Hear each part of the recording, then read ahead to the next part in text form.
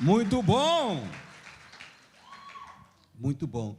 Vamos ficar em pé nesse momento. Abra sua Bíblia em Joel, capítulo 2. Profeta Joel, capítulo 2.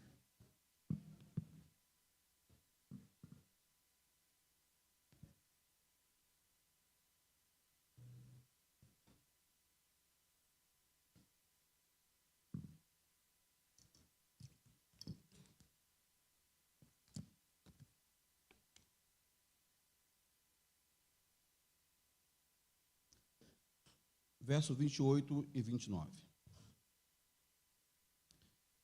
E depois disso, derramarei do meu espírito sobre todos os povos, os seus filhos e as suas filhas profetizarão, os velhos terão sonhos, os jovens terão visões, até sobre os servos e servas derramarei do meu espírito. Pai, muito obrigado por essa manhã, por estarmos juntos. Muito obrigado, Deus, porque nós sabemos que o Senhor tem sido o nosso Pai, tem nos consolado, tem nos guardado, tem nos protegido e tem falado cada dia conosco, Pai. Nessa manhã, eu quero te pedir que o Senhor continue falando conosco, em nome de Jesus. Amém? Deixa sentar os irmãos.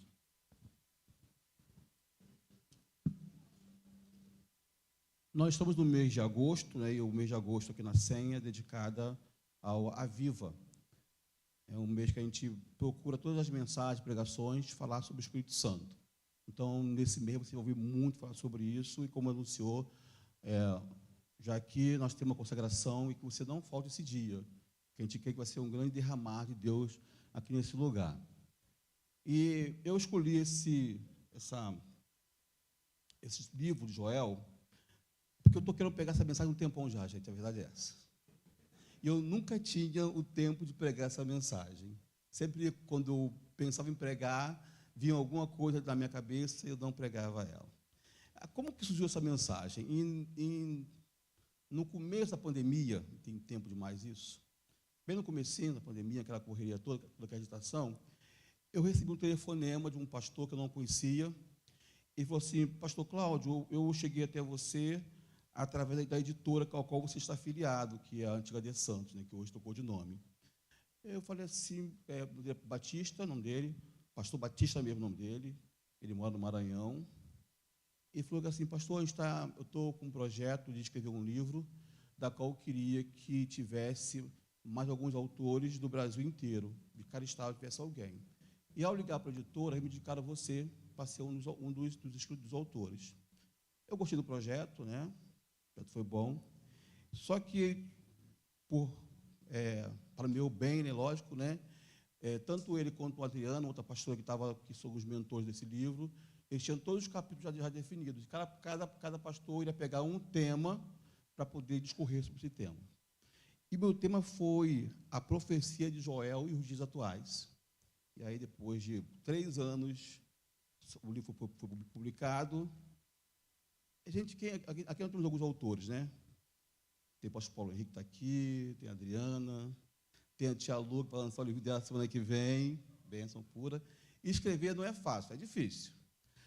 Agora, escrever um livro com mais de 20 pessoas, misericórdia, né?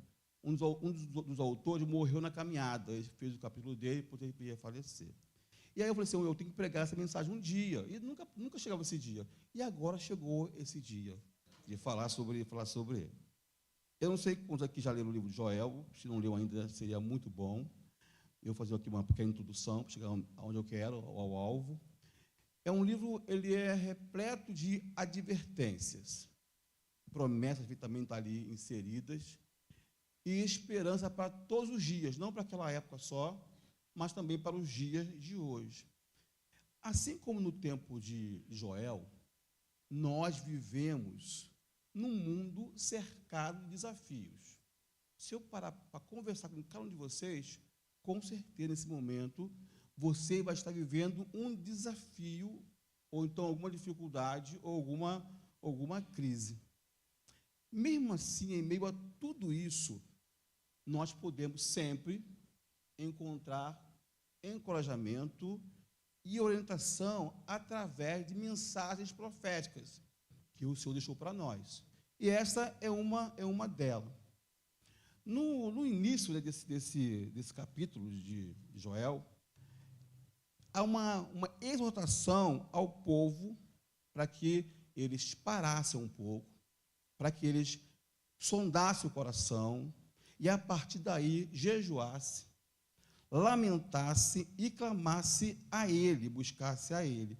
Essa convocação de lá, ela ressoa profundamente nos dias atuais. É um tempo de consagração, amados. É um tempo de jejuar. É um tempo de orar e buscar a Deus respostas. Buscar em Deus consolo. Buscar em Deus esperança, porque o mundo está desesperançoso. O mundo está numa rota de desesperança. E nós temos a chave para isso. Que é o quê? Que é a oração. E Joel lembra que em meio a tudo isso, em meio a qualquer problema, que em meio a qualquer dificuldade, a sua primeira posição, a sua primeira reação é se posicionar diante de quem? De Deus. Se posicionar e buscar o quê? Orientação. E nós buscamos tanta orientação. Buscamos nos amigos, buscamos em livros de autoajuda e muitas vezes deixamos de buscar uma orientação no Deus Todo-Poderoso. Além disso, Joel, ele traz uma promessa maravilhosa, que é o derramamento do Espírito Santo. Queria derramar sobre toda a população, sobre todos os homens, mulheres, jovens e crianças, o seu Espírito. E também é uma promessa atual. Amém, amados? Atual e relevante para os dias de hoje.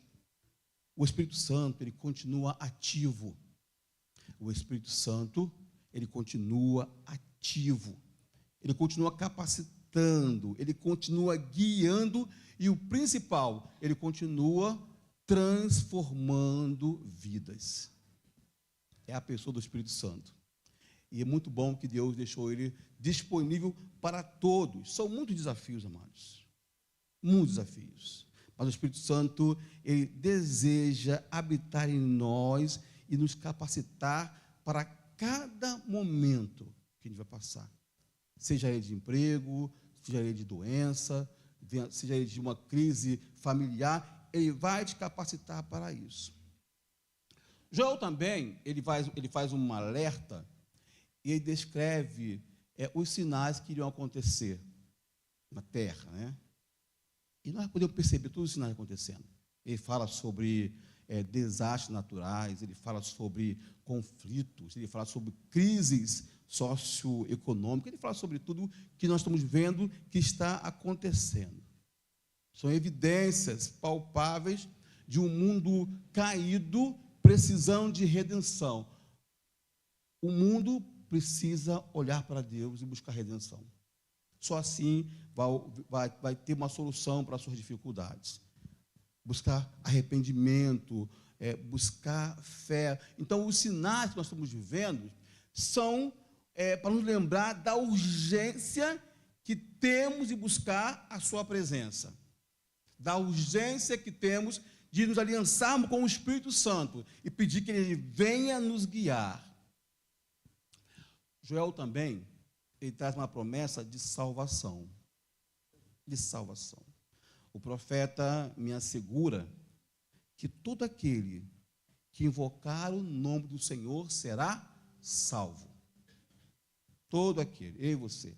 É uma promessa, e essa promessa, ela se estende a todos aqueles que creem em Cristo Jesus como seu Salvador pessoal. Então, aqueles que creem em Cristo será o quê? Salvo.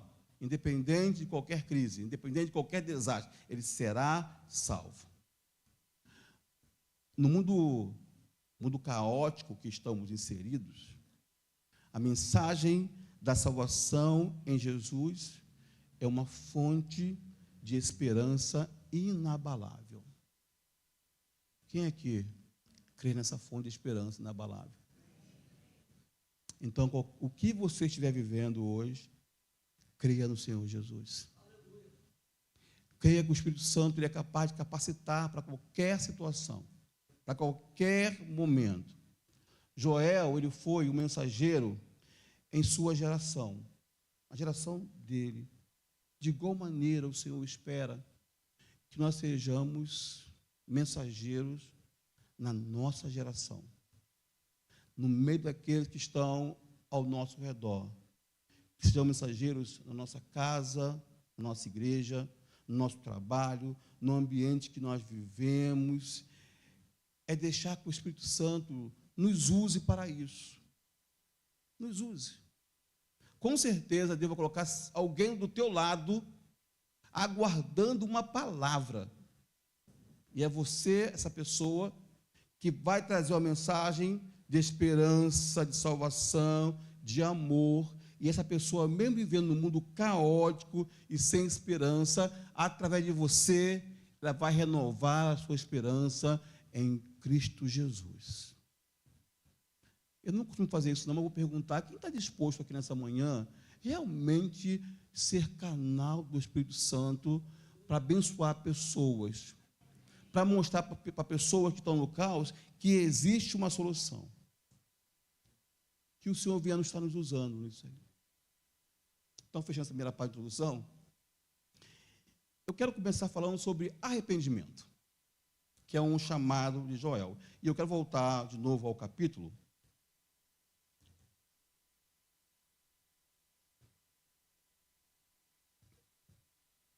E ler o verso 12 e 13. De Joel, capítulo 2. É um chamado ao arrependimento. Agora, porém, declara o Senhor, voltem-se para mim de todo o coração, com jejum, lamento e pranto. Rasguem o coração e não as vestes. Voltem-se para o Senhor, o seu Deus, pois Ele é misericordioso e compassivo, muito paciente, cheio de amor. Arrepende-se e não envia a desgraça. E depois eu vou para o verso 17 também, fala o seguinte: que os sacerdotes que ministram perante o Senhor chorem entre o pórtico do templo e o altar, orando: poupa o teu povo, Senhor, não faças da tua herança objeto de zombaria e de chacota entre as nações, porque se haveria de dizer entre os povos: onde está o Deus dele? Onde está o Deus deles? É uma promessa do derramado do Espírito Santo, que eu falei no começo sobre isso, na onde o Espírito será derramado sobre todos os povos, aonde os filhos, as filhas vão profetizar, onde os mais maduros, e aqui no texto fala sobre os velhos, né, terão sonhos e os jovens terão visões. Isso fala de um avivamento para todos. Isso fala de um avivamento para a igreja atual, e isso pode também chegar a você, porque você está aqui inserido. Filhos, filhas mais maduros e os jovens estão inseridos nesse contexto do derramado do Espírito Santo, que pode chegar até a sua vida, e pode chegar até a sua casa, e pode chegar até sua família. Mas para que isso aconteça na terra, onde cada indivíduo, incluindo eu e você, nós temos que entender essa mensagem. Temos que entender a mensagem do Senhor que fala: volte para o Senhor. Chorem, é choro, é pranto mesmo. Lamentem, orem, jejuem e proclamem arrependimento. Nos nossos dias está muito mais fácil gritar, pular, sorrir, dançar, do que realmente chorar na presença do Senhor. Se arrepender dos nossos erros, dos nossos pecados. O mundo está caótico. Eu queria que você pensasse comigo em relação ao mundo, em relação às nações, como que ela está hoje. Eu vou citar aqui algumas nações, só para a gente poder pensar um pouquinho. Está aqui o pastor Paulo Henrique com a gente hoje aqui, né? Eu convoquei que ele viesse aqui para dar aqui um glória hoje, né? E Paulo Henrique, ele vive na Europa, ele mora lá, mora em Portugal, mora também na Suíça. A gente tem alguns conhecidos que moram lá também. A gente sabe que a Europa, ela vive um declínio espiritual. A gente ora também por um avivamento. A Europa ela foi uma potência na questão cristã do século XVII, XVI, por aí, e hoje ela respira um pós-cristianismo. Essa é a verdade. A Alemanha, ela foi o berço da reforma protestante, ela sucumbiu a um luteranismo estatal. A relação de igreja e Estado é tão influente que ela se tornou uma igreja secularizada, uma igreja influenciada, uma igreja que é relativa a questões morais, espirituais.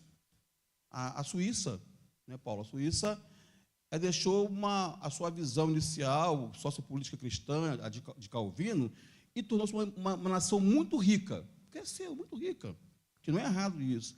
Mas, junto com isso, virou uma nação totalmente materialista, fria e cega espiritual. Esse é o cenário. A Inglaterra, gente, que foi o cenário de um grande avivamento do século XVIII, hoje os seus templos foram vendidos e muitos deles viraram boates, viraram cafés e por aí vai. Quando você vem para a América e você vai olhar, por exemplo, os Estados Unidos, onde que no século XIX respirou um grande avivamento pentecostal, avassalador. Eu creio que alguns sabem da história da rua Azusa, né? Los Angeles, Califórnia, que foi um grande avivamento em 1906. A nação também, nesse mover, ela foi uma nação que respirava, encorajava missionários. Os Estados Unidos enviou missionários para o mundo inteiro. O mundo inteiro. Hoje, perdeu todo esse foco. Uma nação capitalista, hedonista, e que a questão espiritual hoje não respira mais na nação. Lógico, como nós estamos falando aqui do cenário geral. A gente tem igrejas sérias em todas as nações ainda. Quando você vai olhar para o Brasil tem uma história cristã bem recente, né? Porém, pesquisas apontam que a nação brasileira é onde as igrejas mais crescem. Mais crescem. Contudo, fica constatado que esse crescimento, na maioria das vezes, é um crescimento quantitativo e não qualitativo. Cresce em quantidade. Como eu falei, nós temos igrejas também no Brasil muito sérias, que estão buscando saúde espiritual para os seus fiéis, estão buscando uma relação com Deus, igrejas que buscam ser responsáveis com os seus iguais, com o seu próximo. Porém, no Brasil, o desejo de crescimento egoísta levou líderes a concentrar as suas pregações. Há um bom tempo você via muito falar sobre teologia da prosperidade. Algumas foram muito encantadas com o curandeirismo. Em todo lugar você via falar de cura, só cura, de uma forma não tão bíblica. Hoje você vê muito a questão da autoajuda dos coaches, né? Muitos perderam a sua referência de fé cristã e passaram a colocar a sua esperança não em Deus, mas colocar a sua esperança em líderes, em colocar a sua esperança em objetos, a produzir fé, mas de forma errada, a vender fé, como se você entrasse no supermercado ou no shopping, lá você pegasse o seu objeto de fé. Nós tivemos um tempo onde objetos eram vendidos em igrejas para provocar a fé das pessoas, uma fé animista, na qual atribui vida a objeto, a um copo de água, e por aí vai. No outro lado, nós encontramos igrejas frias, igrejas filosóficas, igrejas que relativa ao pecado e santidade, igrejas desprovidas de amor, de relacionamento. A igreja brasileira, quer seja ela reformada, histórica, tradicional, pentecostal, neopentecostal, e por aí vai, que aqui não falta tipo de igreja, a gente precisa, e aí nós estamos também inseridos nesse contexto, nós precisamos voltar ao propósito divino pelo qual nós fomos chamados, proclamar o reino de Deus a toda a criatura. Eu e você somos igrejas, chamados para isso. Então eu volto a afirmar que nós estamos vivendo a geração de Joel, totalmente cega aos movimentos que se formam, cega, sem observar, sem ter discernimento espiritual, se esse movimento realmente é de Deus. E aí passamos a ser pessoas, né? Porque eu falo, nós somos igreja, então somos pessoas também embriagados pelo hedonismo, buscando somente aquilo que me dá prazer, somente aquilo que me satisfaz. Então o Senhor nos convida a voltarmos o nosso coração, para as diretrizes do Altíssimo. Como se pega um espelho, um objeto espelho, e você coloca na tua frente, ele reflete o seu rosto. Joel, ele reflete hoje para nós como um espelho. Como um espelho. O que aconteceu lá e as mudanças que o Senhor propôs para aquele tempo está acontecendo hoje, e o Senhor propõe mudanças para os dias de hoje, para mim e para você.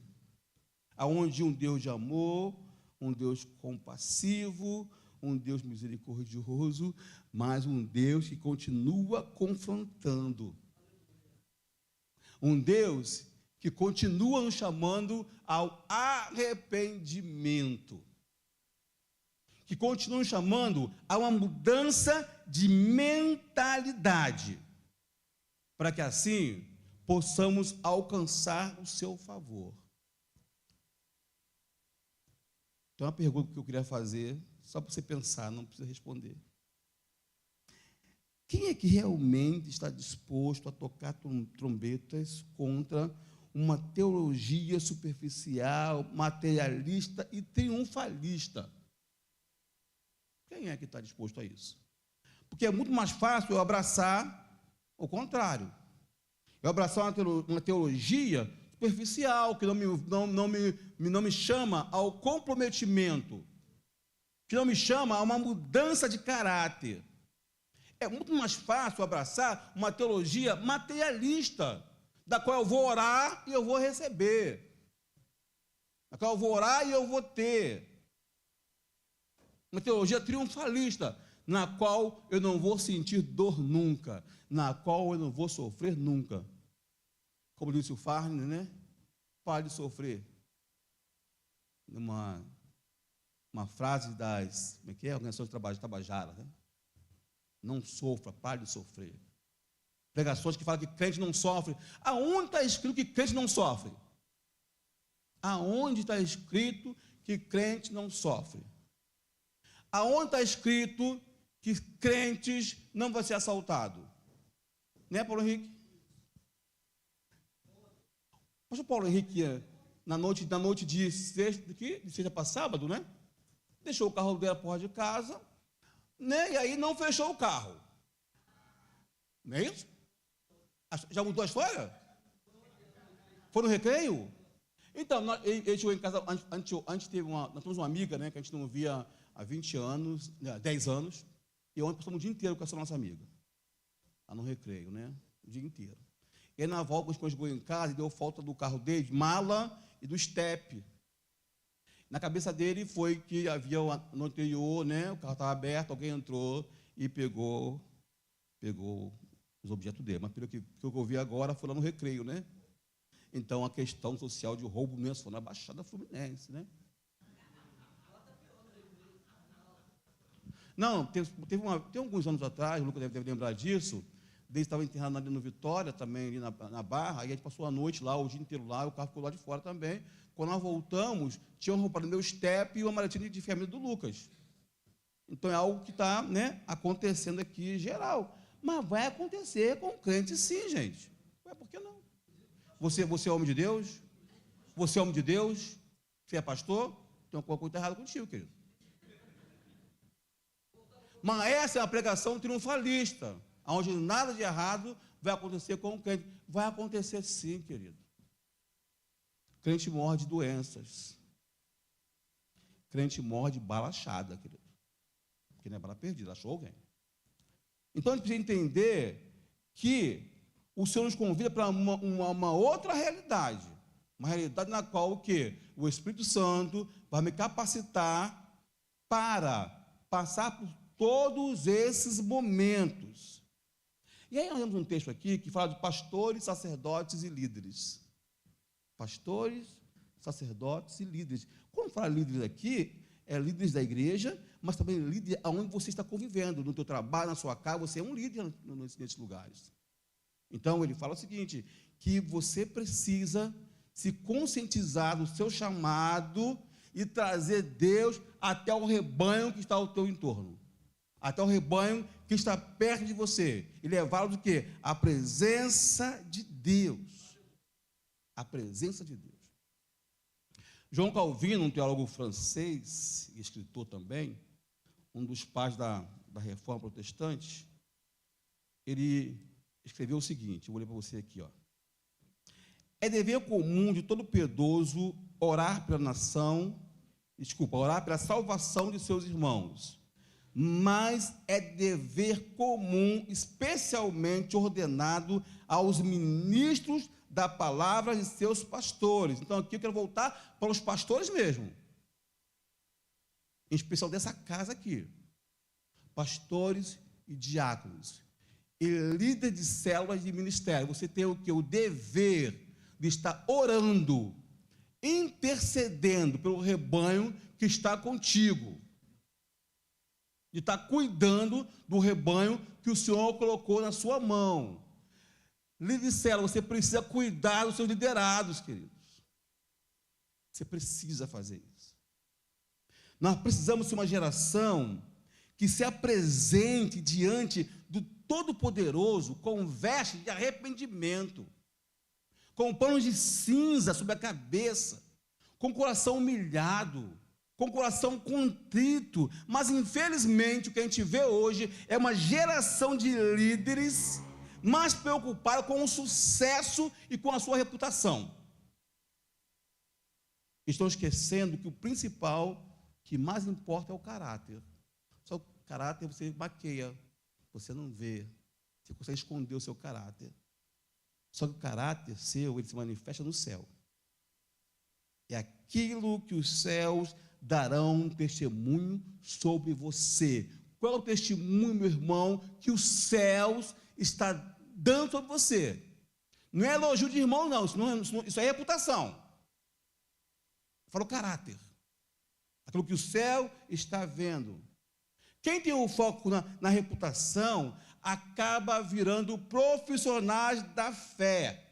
São ministérios sem choro, sem lágrimas, sem lealdade à palavra, sem relacionamento com os iguais e, principalmente, são ministérios sem o fogo do Espírito. Você e eu precisamos do fogo do Espírito, irmãos.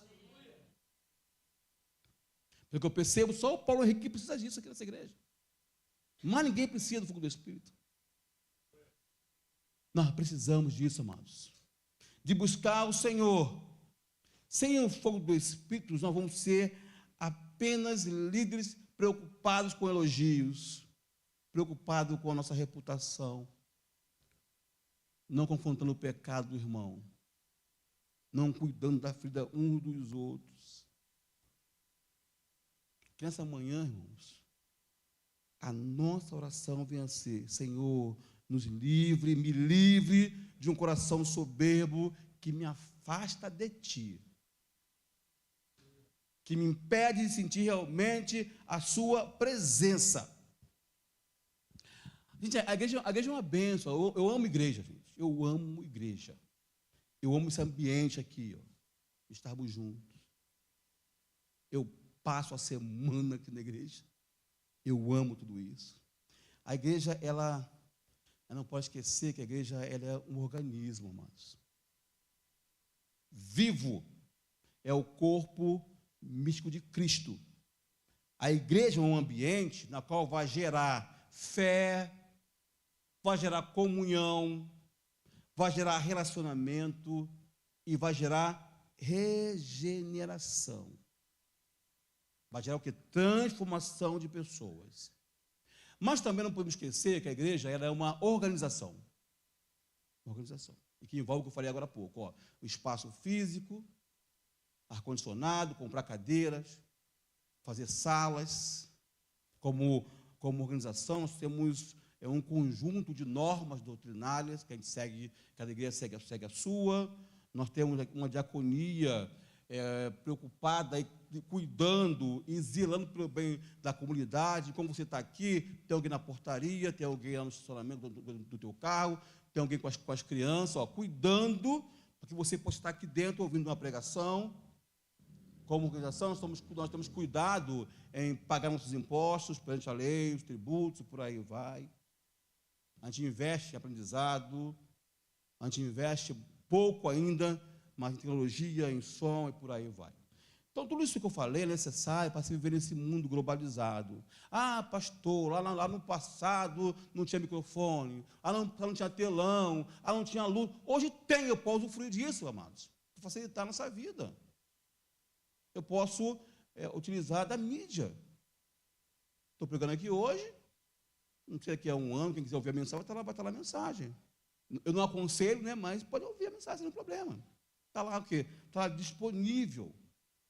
Temos um ar-condicionado, que não está muito bom, mas em breve vai ficar melhor, em nome de Jesus. Estamos caminhando para isso, né? Então, tudo isso é necessário. Mas você imagine uma igreja preocupada com tudo isso, e ter pessoas no seu meio passando fome. Perdeu o quê? Todo o sentido. Perdeu todo o propósito. Então, ela perde o sentido como eu deixo de cuidar de pessoas.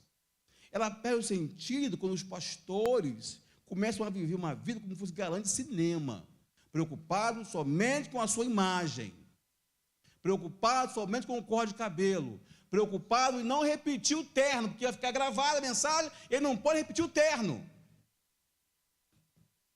Pastor, isso acontece. Então, a gente precisa mudar um pouco. Como igreja, nós temos que estar preocupados com a justiça social. Amados, se você me entende, você pode colocar a sua melhor roupa, não é sobre isso que eu estou falando. Estão me entendendo, gente? Estão entendendo o que eu estou falando? Se você puder colocar melhor, coloque, amados. Coloque. Eu gosto de uma roupa boa. Não cara, mas boa. Quando eu compro uma boa, que é barata, eu vou lá e compro. Mas imagine você abrir seu guarda-roupa e tirar 10 casacos. E o seu irmão, que você conhece, está passando frio. Deixou o quê? De ter sentido. Uma igreja ela precisa ser bem estruturada, e nós estamos zelando para isso, vocês sabem disso. De colocar uma igreja bem estruturada.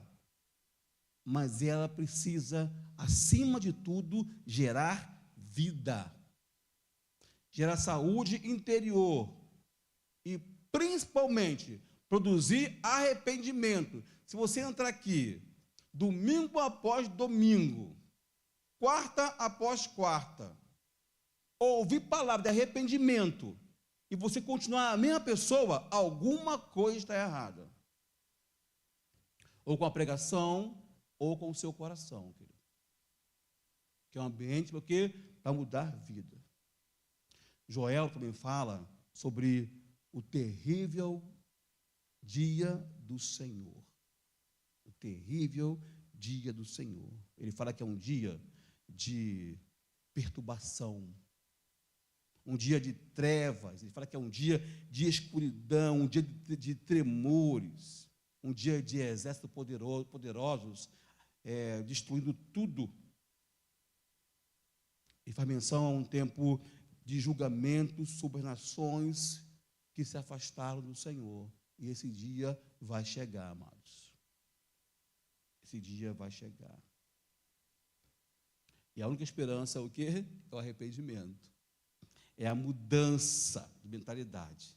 Esse dia que Joel descreve como terrível e assustador, mas também é um tempo de restauração, de bênção, e é um tempo que oferece esperança, promessa para aquele que busca a Deus. Então o quê? É tempo de quê? De buscar a Deus. De buscar o quê? A sua presença, porque ele fala assim, ó, e depois disso tudo, e depois disso, eu vou derramar o quê? Do meu Espírito sobre todos os povos. Sobre todos.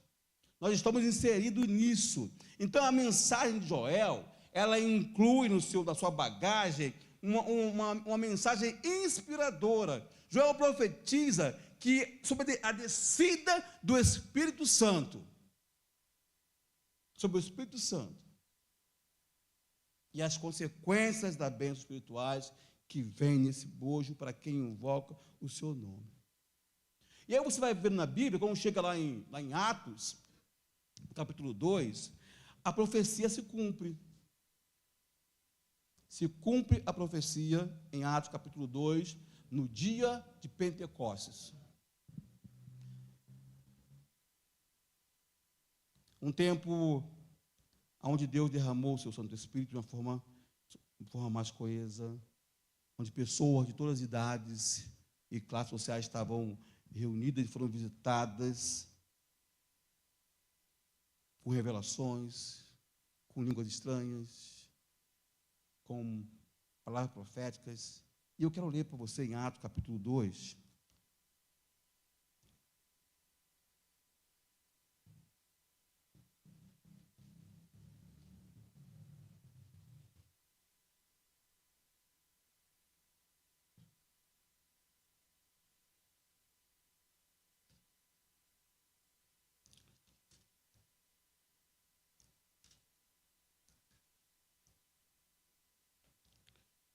vamos ler do 1 ao 4. E chegando o dia de Pentecostes, estavam reunidos num só lugar. De repente veio do céu um som como um vento muito forte, e encheu toda a casa na qual estavam assentados. E viram que parecia línguas de fogo, que se separaram e pousaram sobre cada um deles. Todos ficaram cheios do Espírito Santo e começaram a falar noutras línguas, conforme o Espírito os capacitava. É um texto muito bom, é um texto forte, só que é um texto também de divergência teológica, um texto que brigam sobre ele. Pastores e teólogos discutem muito sobre isso. Tem duas correntes sobre esse tema aqui, que acabam se enfrentando, né, em debates calorosos, né, chegam até a sair fogo. Há uma corrente que a gente chama de corrente cessacionista. É uma corrente teológica que vai defender que os dons que Joel apresenta, que depois é confirmado lá em Atos, foram somente importantes para a igreja do primeiro século. E que no segundo século, quando fechou o cânon bíblico, esses dons eles cessaram, né? Eles pararam. Então, esses dons não seriam para hoje. E tem a segunda corrente, que é a corrente que a gente chama de continuista, que tem uma percepção teológica de que todos os dons do Espírito Santo manifestos na igreja primitiva são necessários e continuam até os dias de hoje. É nisso que a SEM acredita. Eu vou repetir. É nisso que a SEM acredita. Que todos os dons espirituais que foram manifestos em Atos, no primeiro século, eles continuam até hoje. Até porque o livro de Atos não tem um encerramento. O livro de Atos continua acontecendo até hoje. Então, o derramado do Espírito é para os dias de hoje. Visões, profecias, revelações, é para o dia de hoje. E a igreja, e nós temos nisso, que não quer profecias, ela se corrompe. Então, você precisa buscar isso. Porque você está numa igreja que crê em todos os dons. E você vai ouvir esse mês falar muito sobre isso. Há um derramar uma evidência desse derramar em Atos. Gente, havia 120 pessoas ali em Jerusalém, reunidas numa época de festa, e o Senhor escolheu esse momento, aonde chegaram pessoas de vários lugares, que encheu a cidade, vieram para a festa de Pentecostes, e de repente esse grupo começou a glorificar a Deus, sem microfone, gente. Sem microfone, sem som. Você imagine uma cidade lotada, pessoas de várias nações que vieram. Na cidade havia um burburinho, um falatório, conversa, venda, e um grupo pequeno de 120 pessoas reuniu, começaram a falar, glorificar e falar em línguas, a tal ponto que todo mundo ouviu. Isso é o quê? É poder do Espírito Santo, mano. Sem som, sem microfone, sem caixa, sem acústica nenhuma. Uma multidão ouviu tudo aquilo, todo aquele barulho. Quem ouvia achava que eles estavam o quê? Embriagados. Embriagados. Então Pedro se levanta e começa a pregar com autoridade. A pregar baseado em Joel 2:28. E ele fala: nos últimos dias derramarei do meu espírito sobre todos os povos, sobre todos os filhos e filhas profetizarão, os jovens terão visões, os velhos terão sonhos, sobre meus servos e minhas servas derramarei do meu espírito naquele dia, e eles profetizarão. Profetizarão. Há profecias bíblicas que não se cumpriram ainda. Porém, há profecias que estão se cumprindo no decorrer da história. Então, o texto que foi escrito há mais de 2000 anos atrás, ela continua se cumprindo até o dia de hoje. O derramar continua. O derramar continua. O derramar continua. O derramar continua. O derramar continua. A ação contínua do Espírito Santo vai me revelar e mostrar que, enquanto os sinais dos fins estão acontecendo, desastres, guerras naturais, desastres naturais, guerras de nações, enquanto tudo está acontecendo, enquanto eu estou sofrendo com a minha dor, com a minha doença, com as minhas crises, enquanto está acontecendo isso, continua o quê? O derramar do Espírito Santo. É uma ação contínua, não parou, amados. Ela é contínua, ela é para os dias de hoje. E o crente que não busca isso, ele vai perecer, amado. Porque o que nos fortalece é o quê? É o Espírito Santo do nosso Deus. Ah, meu Pai. É uma convocação transgeracional, ó. É filhos, é filhas, são os velhos, são os jovens, é sobre todos. Sobre todos. Dia dos Pais hoje, quem aqui é filho ou filha? Não, é sério, é pergunta tão estranha isso, né? Se você está aqui, você é filho ou filha, mas eu quero perguntar isso. Eu quero te despertar, amado. Quem aqui é filho ou filha? Então, você está aqui nesse texto. Ué, peraí. Então, o Lucas, então a Patrícia,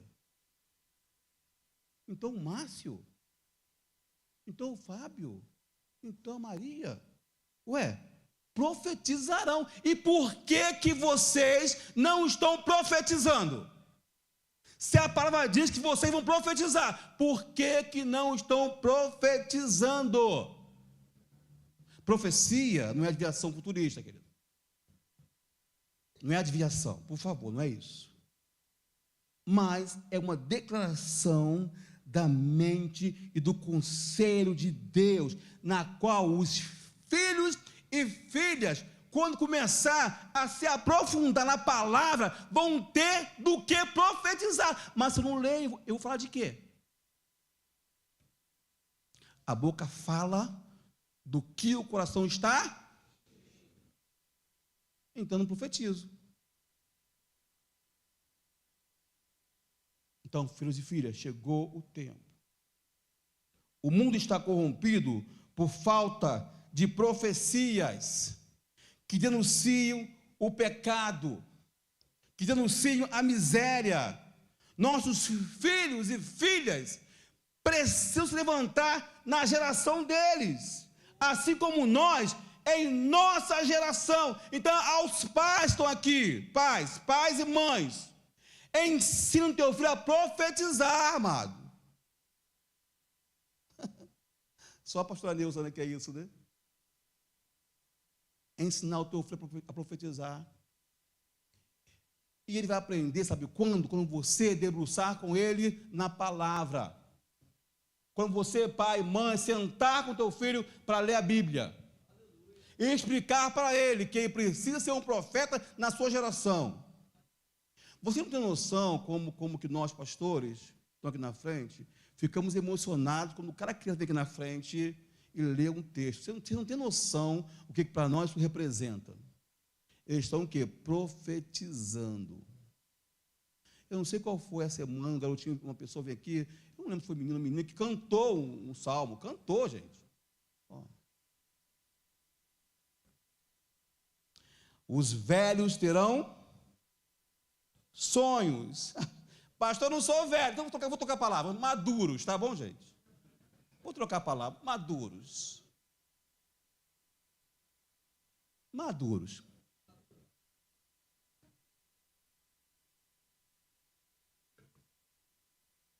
Experientes. Deixa eu pegar aqui uma faixa etária aqui. Quem tem acima de 40 anos? Binho, não precisa brigar não, fica tranquilo. Fábio, fica tranquilo, não precisa brigar não. Está lá, estava brigando. Eu não. Qual a idade, Fábio? Então você está nesse grupo. Você fez 40 anos quando? Eu vou repetir aqui. Eu sei que eu falo muito rápido, né? Eu falo muito rápido, eu vou repetir isso aqui.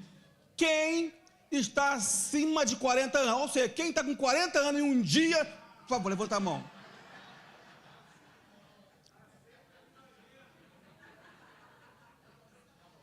Os filhos, aqui ó, os filhos e filhas, eles vão profetizar alimentados pelos sonhos dos mais maduros e experientes, amado. Amém, queridos? Então, os seus filhos vão profetizar baseado nos teus sonhos. Quantos aqui sonham ainda? Eu sonho muito ainda, gente. São um sonho terrível, pastor Márcio. Eu sonho ainda. Gente, aqui, desculpa, pastor Márcio, mas aqui eu cheguei aqui hoje, o pastor Márcio vai me contar um sonho, gente. Pastor Márcio, que sonho é esse? Então eu sonho muito, pastor Márcio, Carla, é um povinho aí que só a misericórdia de Deus na nossa vida, né? Isso são revelações de Deus, né, Patrícia? Que Deus dá. Mas eu quero falar sobre outros sonhos. Sobre outros sonhos. Quem foi que te falou que a maturidade é o momento de você parar de sonhar? De produzir, de trabalhar, de estudar, de empreender? Não, você precisa continuar o quê? Sonhando. Mas tem uma geração mais madura que ela continua, aliás, ela passou a deixar de sonhar e ela vive de pesadelos. Olhando para trás e trazendo tudo que não deu certo. Não deu, só eu vou falar, não deu certo. E fala para o filho, para a filha, não deu certo. E impede ele de profetizar. Os jovens terão o quê? Os velhos. E os jovens vão ter o quê? Quantos jovens tem aqui?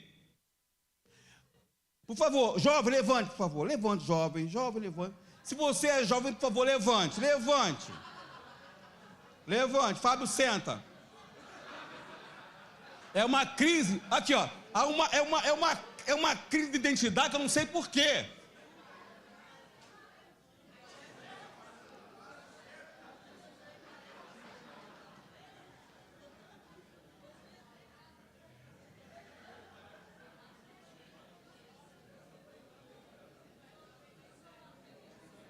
Jovens, vocês terão o quê? Vocês terão o quê? Visões. Essas visões, muitas vezes, vão ser o quê? Representações gráficas mesmo. Vão estar na sua, você vai ver como fosse um filme. Olhei ali e eu vi aquilo mesmo acontecendo. Vai chegar até você isso. Vão ser imagens que Deus vai te dar. Para quê? Para te mostrar questões e te dar um caminho, te dar uma direção. Mas também falam não só sobre você, também sobre... Pode sentar, irmãos. Também fala de direção para a igreja, queridos. Se vocês não tiverem visões e passar para nós, como que nós vamos continuar na direção do Senhor, se os jovens não estão preocupados com essas visões mais? Por favor, não responda, querido, não responda. Todos aqui, não responda, só pense. Há quanto tempo que você não busca o Espírito Santo? Há quanto tempo você não faz isso? Eu já fiz muito mais vezes do que agora, tá bom, gente? Eu sou de uma época, né? Olha o saudosismo, né? Sempre tem, não tem jeito, né? Os pastores dos 60 sempre tem que contar a história, né? Sempre tem. Na qual a gente ia para consagrações, para buscar dom do Espírito Santo. Né? A gente chegava lá, ajoelhava e ficava, orava, para buscar o Espírito Santo, o dom do Espírito Santo. Buscar a visão do Espírito Santo. E fazíamos loucuras. E Deus, Ele aceitava a loucura que a gente fazia, amados. Deus aceitava a loucura. Teve um ano que eu fiz um propósito de ir uma vigília a cada mês. Naquele ano eu tinha que ir a 12 vigílias. Meu amado, o que foi que eu fiz aquilo? Porque eu passava um mês caçando, não tinha vigília. Eu tinha que cumprir o propósito, gente. Então eu fui àquela vigília que só a misericórdia de Deus. Hoje não me convide. Vá. A minha fase agora é de sonhar. É sonhar. E quando você vai, eu estou em casa sonhando nas cobertas.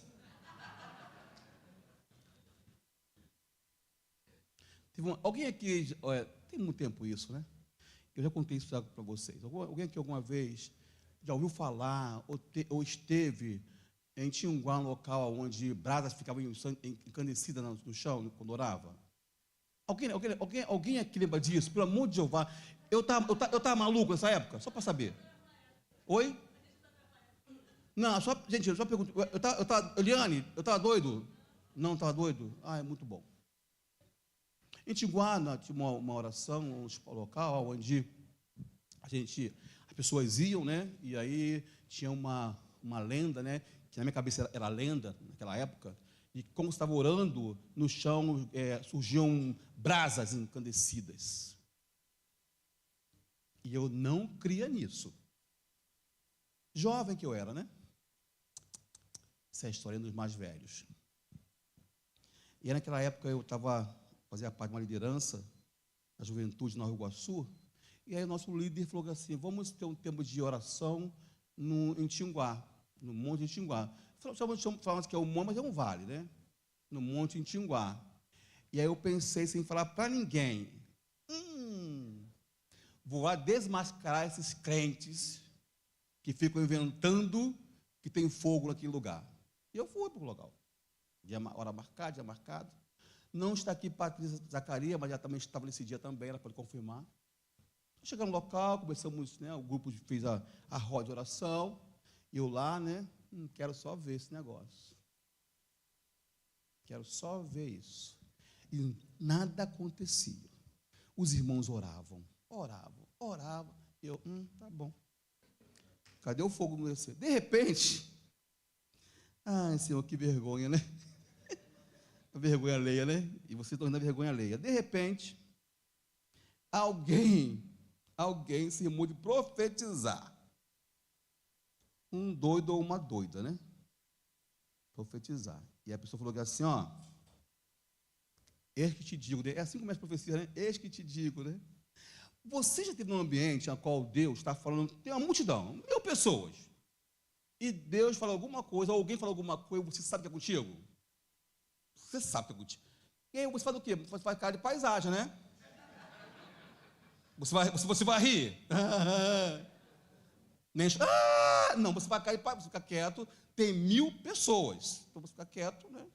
Lá tinha o quê? Umas 15 pessoas, 20 pessoas no máximo, no nosso grupo lá. E aí alguém fica assim, ó, eis que te digo, enquanto tiver aqui um incrédulo, não vai acontecer nada. E eu quietinho assim. Né? Poderoso, né? Ó.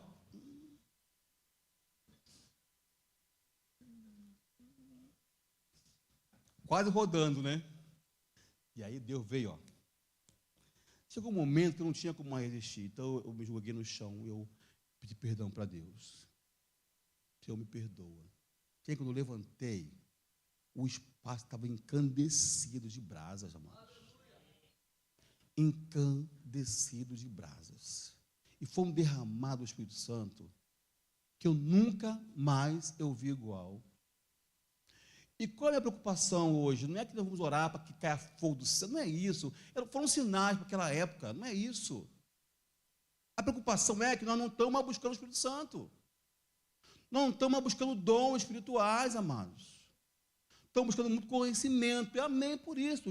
Busquem mesmo conhecimento.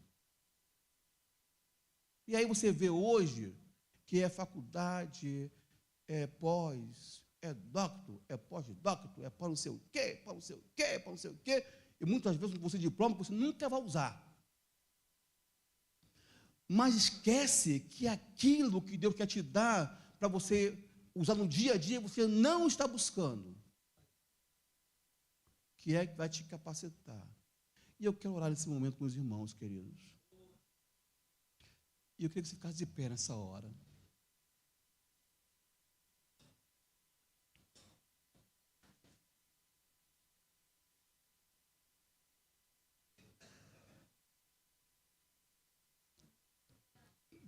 Eu quero orar por arrependimento. Quando eu falo que eu quero orar por arrependimento, porque eu já estou aqui na frente já, tá? Eu sou o primeiro. Arrependimento. Arrependimento e perdão ao Senhor. Então, se você quiser vir aqui na frente, você vem, você fique bem à vontade. Se você quer de uma forma profética vir aqui à frente, caminhar até aqui, pedindo perdão ao Senhor, e pedindo para que Ele venha te revelar as áreas da sua vida que você precisa mudar. Quando a gente fala de arrependimento, você logo pensa dos pecados mais hediondos, né? Cometer um crime, então é um pecado sexual. Não, amados. Eu falo de tudo aquilo que me afasta de Deus. Muitas vezes, o que me afasta de Deus é um vídeo da internet engraçado. Que eu passo o dia inteiro rolando a tela, o dia inteiro, e não consigo tirar 10 minutos para buscar Deus, para buscar o Espírito Santo. Também quero orar por aqueles que querem se derramar do Espírito da sua vida, por aqueles que querem ser profetas, por aqueles que querem profetizar da parte do Senhor, por aqueles que querem ter visões, que querem ter revelações de Deus, que querem entrar no profundo com Deus, por aqueles que querem viver a experiência do Pentecostes, de falar em línguas, por aqueles que querem ter discernimento de espíritos. É um tempo de derramado, Senhor.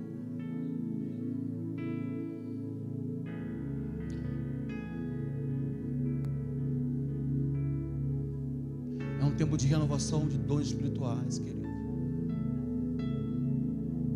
Abra sua boca e clame ao Senhor. Senhor, renove os meus dons. Renova os meus dons. renova os meus dons.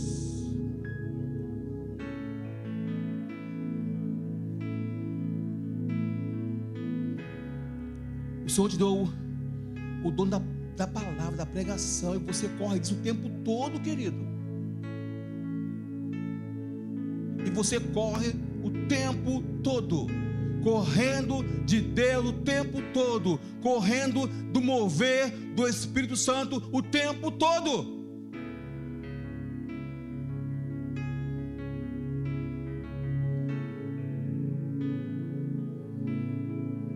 Por favor, pastores, auxilia aqui na frente. Coloque a mão quem está aqui na frente. Pastores e diáconos, por favor.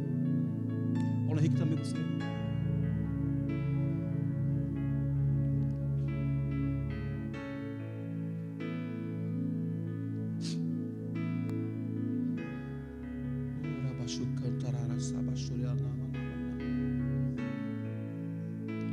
Venha sobre nós, Espírito Santo.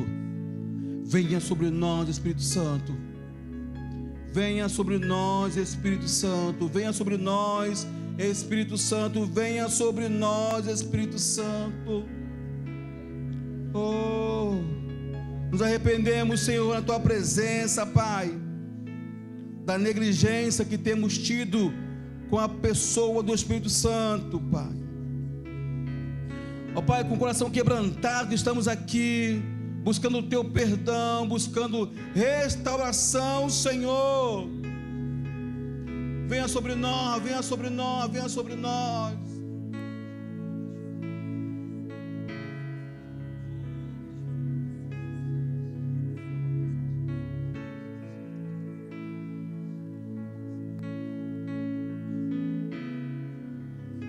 O Senhor me fala sobre cura de feridas. Se você deixou de profetizar, deixou de ter visões, deixou de ter sonho porque você teve uma ferida. Em algum momento alguém te feriu. Em algum momento alguém te feriu. Mas Deus, o Espírito Santo, quer te curar nessa manhã e trazer você para a posição. Trazer você para a posição.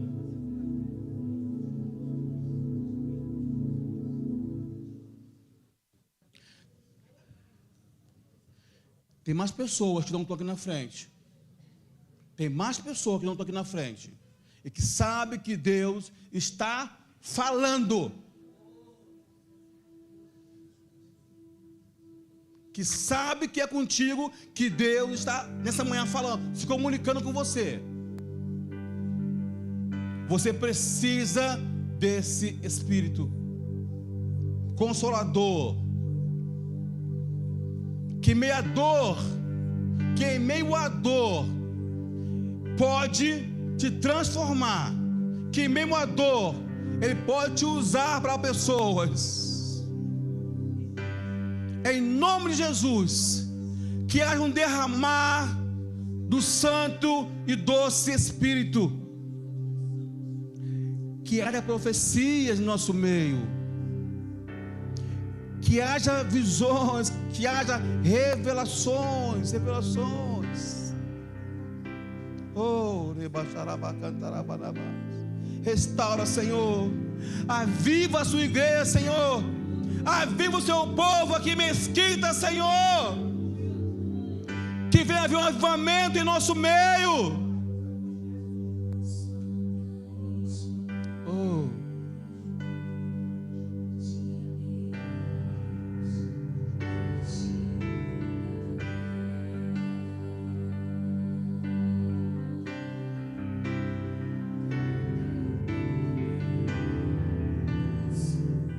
Isso, cante, cante, cante.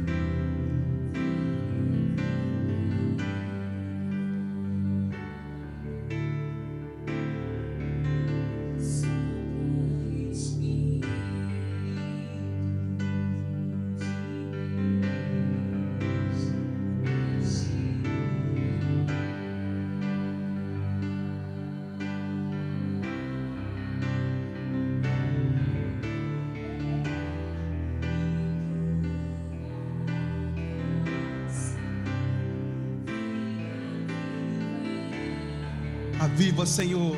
Aviva, Senhor. Sobre os vales de ossos secos, faz um exército se levantar sobre as feridas não tratadas, vem restaurar e curar sobre o vale de ossos secos.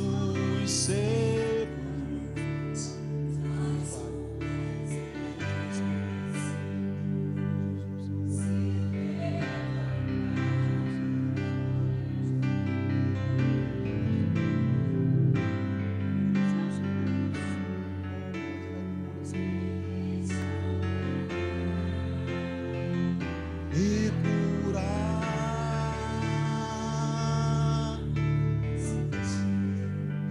sopra Espírito de Deus neste lugar,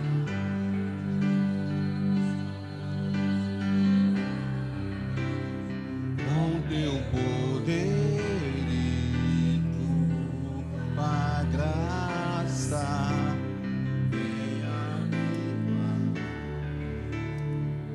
Sopra Espírito.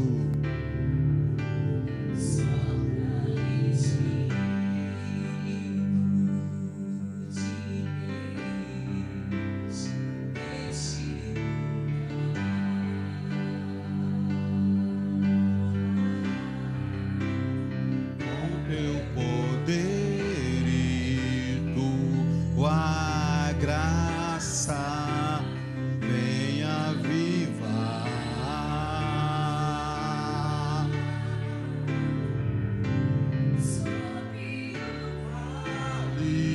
de ossos secos, faz um exército se levantar sobre as feridas,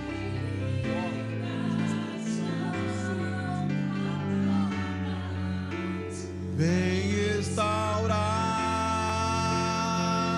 e curar sobre o vale de ossos secos, faz um exército se levantar sobre as feridas não tratadas, vem restaurar e curar.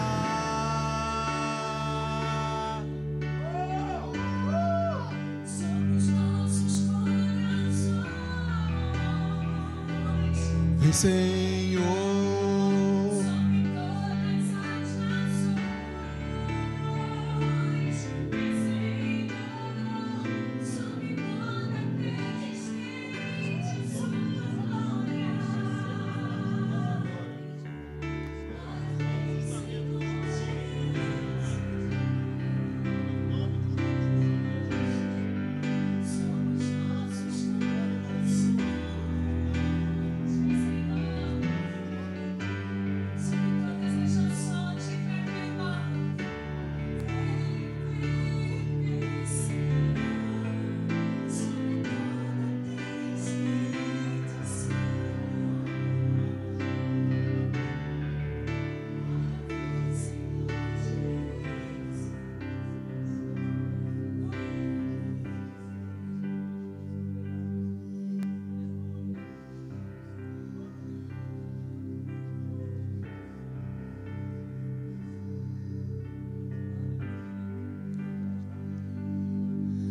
Bom, irmãos, Deus me deu uma visão com as crianças. Então, e Deus me dava que eu estava com as crianças orando, ministrando lá. E elas foram tomadas pelo Espírito Santo de Deus. Então, a igreja precisa orar, porque o avivamento vai começar pelas crianças. Eu queria que você... Essa é nossa lenda ainda das crianças, né, gente? Se você puder, erga a sua mão para a sala. Está lá, os seus filhos estão lá. Comece a levantar um clamor por eles. Levante um clamor por eles. Você pai, você mãe, você irmão, levante um clamor por eles. Porque diz assim a palavra que o Senhor vai derramar do seu Espírito sobre os filhos e filhas, e eles profetizarão. É um tempo onde as crianças vão profetizar. Oh, aleluias. Rabaxaracantarabax. Rabaxore cantarabás. Oh, rabaxore cantarabás. Derrama, Senhor, derrama do seu Espírito. Que as crianças, que os jovens, adultos passem por um avivamento espiritual que começou em Joel, se estende em Atos e até os dias de hoje. Que ossos secos se levantem, que profeta se levante nesse lugar, que haja visões em nosso meio, que os nossos adultos maduros continuem a sonhando. Oh,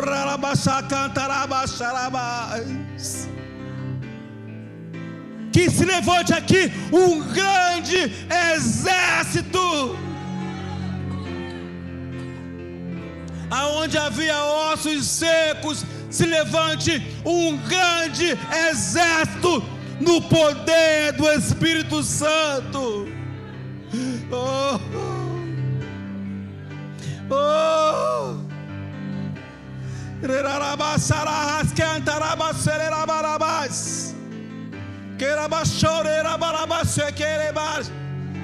se você fala em línguas, fale em línguas. Há um mover especial essa manhã, há um mover vindo diretamente do trono do Pai. O teu Pai está derramando sobre você o Espírito Santo. Então não cale a sua boca. Ei, ei. Vem, Senhor, vem, Senhor, vem, Senhor. Oh, oh, oh.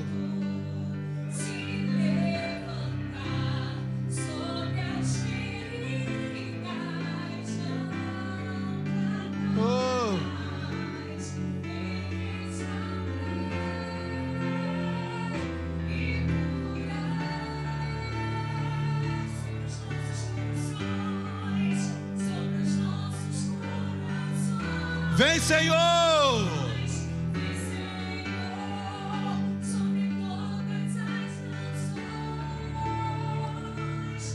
Senhor!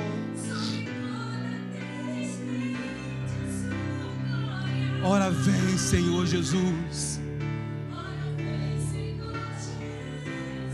Oh, aleluia!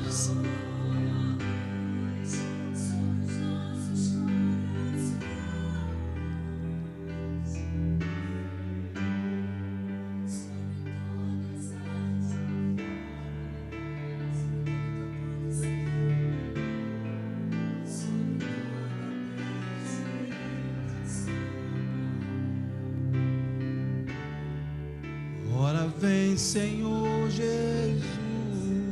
Erga suas mãos agora aos céus e com muita honra adora o Senhor com as suas palmas.